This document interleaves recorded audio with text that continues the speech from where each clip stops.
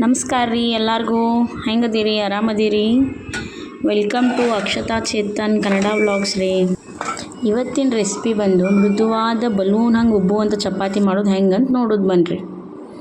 ಮೊದಲು ಹಿಟ್ಟು ಚಲೋ ತಂಗ ನಾದ್ಕೋರಿ, ಮೆತ್ತಗೆ ನಾದ್ಕೋರಿ, ಒಂದು ಸ್ವಲ್ಪ ಎಣ್ಣೆ ಹಚ್ಚಿ ಮೆತ್ತಗೆ ನಾದ್ಕೋರಿ. ಆಮೇಲೆ ನಿಮ್ಮ ಕೈಗೆ ಎಷ್ಟು ಅಳತಿ ಬೇಕಲ್ಲ ಅಷ್ಟು ಅಳತಿ ಉಳ್ಳಿ ತೊಗೊಂಡು ಗುಂಡ್ಗೆ ಲಟ್ಟಿಸ್ಕೊಂಡು ಸ್ವಲ್ಪ ಎಣ್ಣೆ ಹಚ್ಚಿರಿ. ನಡ್ಬರ್ಕ ಎಣ್ಣೆ ಹಚ್ಚಿ ಸ್ವಲ್ಪ ಅದ್ರ ಮೇಲೆ ಒಣ ಹಿಟ್ಟು ಉದ್ರಿಸ್ಕೊಂಡು ಮಡಚಿ ಚಪಾತಿನ ತೆಳ್ಳಗೆ ಲಟ್ಟಿಸ್ರಿ. ಒಂದೇ ಸಮ ಲಟ್ಟಿಸ್ರಿ, ರೌಂಡಾಗಿ ಲಟ್ಟಿಸಿದ್ರೆ ಚಪಾತಿ ಮೆತ್ತಗೆ ಹಾಕವ್ರಿ ಮತ್ತು ಉಬ್ಬಿ ಬರ್ತಾವ್ರಿ. ಎಲ್ಲ ಒಂದೇ ಸಮ ಉಬ್ಬಿ ಬರ್ತಾವ್ರಿ. ಲಟ್ಟಿಸ್ಕೊಂಡಾದ್ಮೇಲೆ ಹಂಚು ಕಾಯಕ್ಕಿಟ್ಟು ಕಾದ್ಮೇಲೆ ಚಪಾತಿ ಹಾಕಿ ಸ್ವಲ್ಪ ಬಿಡ್ರಿ, ಎಣ್ಣೆ ಹಾಕಬೇಡ್ರಿ ಒಂದೇ ಸರಿಗೆ. ಸ್ವಲ್ಪ ಬಿಟ್ಟ ಮೇಲೆ ಚಪಾತಿ ಹೊಳ್ಳಿ ಹಾಕಿದ ಮೇಲೆ ಎಣ್ಣೆ ಹಾಕಿರಿ. ಎಣ್ಣೆ ಹಾಕಿದ್ಮೇಲೆ ಚಪಾತಿ ನೋಡಿರಿ ಹೆಂಗೆ ಉಬ್ಬಿ ಬರ್ತೈತಿ ಅಂತಂದು. ನೋಡಿರಿ ಹೆಂಗೆ ಉಬ್ಬಾಂದೈತಿ ನೋಡಿರಿ ಚಪಾತಿನ ಮಾಡಿದ್ದು. ಹಿಟ್ಟು ಮೆತ್ತಗೆ ನಾದ್ಕೊಂಡ್ರೆ ತಾನ ಚಪಾತಿ ಮೆತ್ತಗೆ ಹಾಕವ್ರಿ.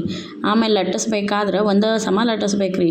ಒಂದು ಕಡೆ ದಪ್ಪ ಒಂದು ಕಡೆ ತೆಳು ಹಿಂಗೆ ಲಟ್ಸಿದ್ರೆ ಚಪಾತಿ ಉಬ್ಬುದಿಲ್ಲ ರೀ. ಎಣ್ಣೆ ಹಾಕಿದ ಮೇಲೆ ಚಪಾತಿ ಹೊಳ್ಳಿ ಹಾಕಿ ದಂಡಿ ಒತ್ತಿ ಬೇಯಿಸ್ಬೇಕ್ರಿ. ಅಂದ್ರೆ ಚಪಾತಿ ಹಸಿ ಬಿಸಿ ಆಗಂಗಿಲ್ಲ, ಚಲೋ ಮೆತ್ತಗೆ ಬರ್ತಾವ್ರಿ ಚಪಾತಿ. ದಂಡಿ ಒತ್ತಿ ಬೇಯಿಸಿದ್ರೆ ನಡ್ಬರ್ಕೂ ಚಲೋ ತಂಗೆ ಉಬ್ಬಿ ಬರ್ತೈತ್ರಿ ಚಪಾತಿ. ಚಪಾತಿ ಮಾಡಿದ್ಮೇಲೆ ಅವನ್ನ ಮುಚ್ಚಿಡೋದು ಜೊತೆಗೆ ಒಂದು ಪದ್ಧತಿ ಐತ್ರಿ ನಮ್ಮ ಕಡೆ. ಹೆಂಗಂದ್ರೆ ಒಂದು ಬಿದಿರಿನ ಬುಟ್ಟಿ ತೊಗೊಂಡು ಅದ್ರ ಮೇಲೆ ಒಂದು ಕಾಟನ್ ಅರ್ಬಿ ಹಾಕಿ ಅದ್ರೊಳಗೆ ಚಪಾತಿ ಹಾಕಿ ಅರ್ಬಿನ ಹೊಳ್ಳಿ ಚಪಾತಿ ಮೇಲೆ ಮುಚ್ಚಿ ಅದ್ರ ಮೇಲೆ ತಾಟ್ ಮುಚ್ಚಿಡ್ರಿ. ನೋಡಿರಿ ನೀವು ಹೆಂಗಿರ್ತೈತೆ ಚಪಾತಿ ಅಂತಂದು. ನೀವು ಇವತ್ತು ಬೆಳಿಗ್ಗೆ ಮಾಡಿ ಸಂಜೆಗೆ ನೋಡಿದ್ರು ಅಷ್ಟು ಮೆತ್ತಗಿರ್ತಾವೆ ಈ ಚಪಾತಿ ಅವು. ಇವತ್ತಿನ ವಿಡಿಯೋ ನಿಮ್ಗೆಲ್ಲರಿಗೂ ಇಷ್ಟ ಆಯ್ತು ಅಂತ ತಿಳ್ಕೊತೀನಿ ರೀ. ಮತ್ತೆ ಸಿಗೋಣ್ರಿ. Thank you.